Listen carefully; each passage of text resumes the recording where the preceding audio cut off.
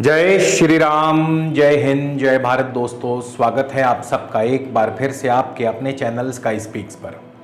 तो आज हम बात करेंगे केतु का राशि परिवर्तन कर्क राशि और कर्क लगन के जातकों के लिए कैसा रहेगा। जैसा कि आप जानते हैं 30 अक्टूबर 2023 शाम को 5:43 पर राहु और केतु राशि परिवर्तन करने वाले हैं। राहु मेष राशि से निकलकर मीन राशि में जाएंगे, केतु तुला राशि से कन्या राशि में जाएंगे और आगामी 2 मई 2025 तक इसी राशि में गोचर करेंगे। राहु का राशि परिवर्तन, इसका वीडियो ऑलरेडी हम अपलोड कर चुके हैं, जिसका जो लिंक है आपको आज के इस वीडियो के डिस्क्रिप्शन में मिल जाएगा। आज हम केतु की बात करेंगे और केतु आपके कर्क राशि कर्क लगन से तृतीय भाव में आने वाले हैं। यकीन मानिए, तृतीय भाव में केतु धन, भोग, परम तेज और ऐश्वर्य की प्राप्ति करवाते हैं। जी हां, बिल्कुल सही सुना आपने। तो आज केतु आपके लिए कैसा फल देने वाले हैं, क्या लेकर के आए हैं, इस पर हम पूरा विस्तार से विश्लेषण करेंगे। तो कहीं भी जाइएगा मत दोस्तों, आज का वीडियो शुरू से लेकर अंत तक जरूर देखिएगा। और अगर आप हमारे चैनल पर नए हैं तो कृपया चैनल को सब्सक्राइब कर लें, बेल आइकन वाला बटन जरूर दबाएं ताकि हमारा कोई भी नया वीडियो मिस ना हो। पर्सनल कंसल्टेशन के लिए स्क्रीन पर जो नंबर दिख रहा है या इस वीडियो के डिस्क्रिप्शन बॉक्स में आपको हमारी कांटेक्ट डिटेल्स मिल जाएंगी। आप हमें अपना जन्म विवरण यानी आपका नाम, जन्म तिथि, जन्म समय, जन्म स्थान, आपका प्रश्न, आपकी समस्या व्हाट्सएप के माध्यम से मैसेज करके भेजें, लिख करके भेजें। आपको पूरा मार्गदर्शन मिलेगा, समस्या के उपाय समाधान भी बताए जाएंगे, मगर शुल्क लागू रहेंगे। तो चलिए आगे बढ़ते हैं। और सबसे पहले तो मैं आपको एक छोटा सा राहु केतु का संक्षिप्त परिचय देना चाहूंगा। इससे राहु केतु की जो एक बेसिक नेचर है उसको समझने में मदद मिलेगी। जब देवताओं और असुरों का संग्राम छिड़ा तो अमृत कलश निकला और उस अमृत कलश को पाने के लिए देवताओं और असुरों में संग्राम छिड़ गया। अब देवता चाहते थे अमृत हमें मिल जाए और असुर चाहते थे कि अमृत जो है वो हमें मिल जाए। ऐसे में भगवान विष्णु ने मोहिनी रूप धारण किया और अपनी चतुरता से देवताओं को अमृत पान करवाने लगे। लेकिन असुरों में स्वर भानु नामक एक असुर था, वो काफी चतुर था। उसको ये जो चतुरता है भगवान की समझ में आ गई और वो छद्म वेश धारण करके देवताओं की पंक्ति में जाकर के बैठ गया। और जैसे ही भगवान विष्णु ने उसे अमृत पान करवाया, सूर्य और चंद्रमा ने तुरंत इसकी शिकायत जो है भगवान विष्णु से कर दी और उन्होंने सुदर्शन चक्र से उसका सर धड़ से अलग कर दिया। लेकिन तब तक अमृत उसके गले में जा चुका था और वो अमर हो चुका था। तो अब यहां से राहु और केतु की बेसिक नेचर पता चलती है कि चतुरता, छल कपट, युक्ति से अपना काम निकलवाना, साम दाम दंड भेद, हर तरीके से अपना काम निकलवाना, ये राहु और केतु को भली भांति आता है। राहु आपके सर के स्वामी हैं और केतु आपके धड़ के स्वामी है, यानी धड़ पर जो अधिकार है वो केतु का है। धड़ संबंधी जो कष्ट होगा वो केतु देगा और गले से ऊपर दिमाग संबंधी जो कष्ट होगा वो हमेशा राहु देगा। यानी राहु बिगड़ेगा तो सर की तरफ बिगड़ेगा, सर संबंधी समस्याएं आएंगी, मति भ्रम वगैरह, और केतु बिगड़ेगा तो धड़ की तरफ हमें अपना कष्ट देगा।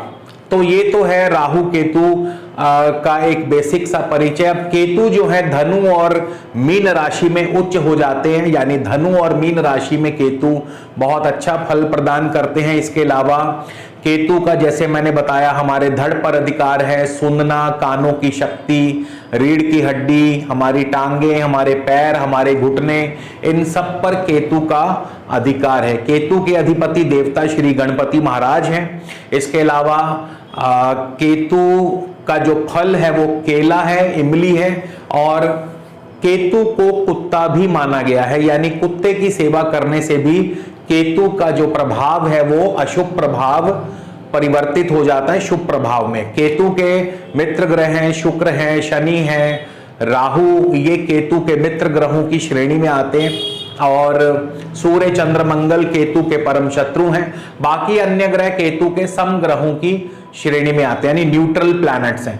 अब ये भी बहुत जरूरी हो जाता है कि जैसे अब केतु आपके तृतीय भाव में कर्क राशि से, कर्क लगन से तृतीय भाव में आने वाले हैं। अब ऐसा तो जरूरी नहीं है ना कि सबको एक जैसा ही फल देंगे, हो सकता है किसी को अच्छा फल दे, हो सकता है किसी को बुरा फल दे।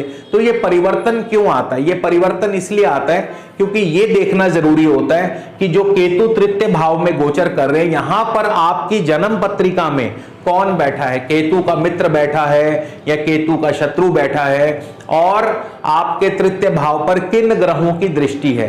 मित्र ग्रहों की दृष्टि है तो केतु शुभ फल प्रदान करेंगे, केतु के शत्रु ग्रहों की दृष्टि है, सूर्य चंद्र मंगल की दृष्टि है, या सूर्य चंद्र मंगल के ऊपर से अगर केतु का गोचर होगा तो केतु अशुभ फल ही प्रदान करेंगे।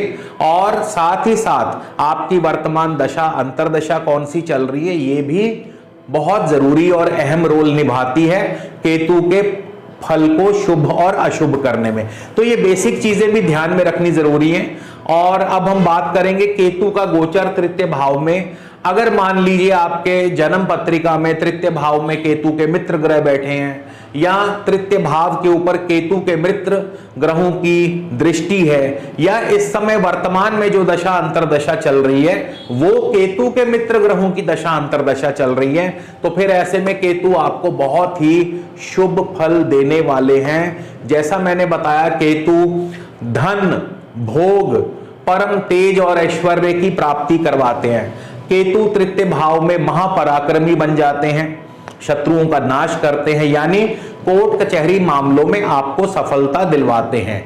आपके शत्रु आपके सामने दबे रहते हैं। इसके अलावा केतु विषय भोग भी करवाते हैं, और केतु से आपके सुख साधनों की वृद्धि होती है, आपके ऐश्वर्य साधनों की वृद्धि होती है, यानी लग्जरी चीजों पर काफी खर्च होते हैं, घूमना फिरना, सैर सपाटा, देश विदेश की यात्राएं करवाते हैं। इसके अलावा स्थान परिवर्तन के योग, यानी आप नया घर भी ले सकते हैं, नए घर में स्थान परिवर्तन कर सकते हैं, या वैसे भी ट्रांसफर या तबादला नौकरी में करवा सकते हैं। इसके अलावा भाग्य की वृद्धि करते हैं, सुख साधनों की वृद्धि करते हैं, पराक्रम की वृद्धि करते हैं, संतान से आपको सुख प्राप्त करवाते हैं, यानी संतान की तरफ से भी आपको शुभ फल प्राप्त होते हैं। और मुसीबत में हर समय आपके लिए मदद बिन बुलाए हाजिर हो जाती है, यानी आपके ऊपर अगर कोई मुसीबत भी आती है और केतु अगर आपके शुभ हैं तो फिर बिन बुलाए मदद आपके सामने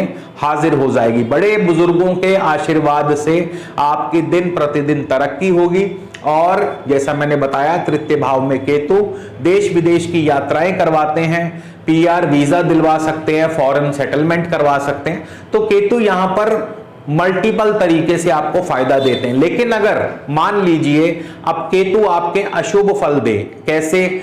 यहां पर आपके तृतीय भाव में आपकी जन्म पत्रिका में सूर्य चंद्र या मंगल बैठे हों, या इस समय आपको सूर्य चंद्र मंगल आदि ग्रहों की दशा अंतरदशा चल रही है जो कि केतु के शत्रु हैं, तो फिर ऐसे में केतु अशुभ फल देंगे। ऐसे में पड़ोसियों से वाद विवाद हो सकता है, झगड़े हो सकते हैं, भाइयों से वाद विवाद हो सकता है, कोई आपका परम मित्र आपको धोखा दे सकता है, कोर्ट कचहरी मामलों में आपकी उलझनें बढ़ सकती हैं। और इसके अलावा एक खास बात और बताना चाहूंगा, वो ये कि केतु अगर आपका इस समय तृतीय भाव में जैसा कि आने वाला है, और अगर यहां पर केतु अशुभ है या अशुभ ग्रहों के ऊपर से, शत्रु ग्रहों के ऊपर से गोचर करेगा, और ऐसे में अगर आप दक्षिण मुखी मकान में रहते हैं, यानी आपके घर का मुख्य द्वार दक्षिण की तरफ है, तो फिर ऐसे में केतु बहुत ज्यादा अशुभ फल प्रदान करते हैं। खास करके संतान के मामले में संतान को कष्ट या पीड़ा देते हैं। तो यहां पे दक्षिण मुखी मकान में रहना भी आपके लिए अनिष्टकारी हो सकता है। तो ऐसे में केतु का उपाय बहुत जरूरी हो जाता है। इसके अलावा अशुभ केतु आपके कानों में, आपकी रीढ़ यानी आपकी स्पाइन में, आपकी कमर में, आपके घुटनों में, आपके पैरों में तकलीफ देता है। अगर इस तरह के सिम्टम्स आपको मिल रहे हैं तो समझ जाइए कि आपका केतु अशुभ है, आपका केतु पीड़ित है। अब उपाय क्या करना है? बहुत सरल उपाय बताऊंगा। सबसे पहले तो आप रोजाना केसर का तिलक लगाएं, बिल्कुल यहां अपने मस्तक के बीचों बीच केसर का तिलक लगाएं, और हो सके चाहे आप पुरुष हों चाहे आप स्त्री हो, चाहे आप बच्चे हो, चाहे आप जवान हो, चाहे आप वृद्ध हो सके तो अपने दोनों कानों में सोना धारण कीजिए। तो इसी के साथ दोस्तों आपसे विदा लेता हूं, अगले वीडियो में फिर मुलाकात होगी। जय श्री राम, जय हिंद, जय भारत।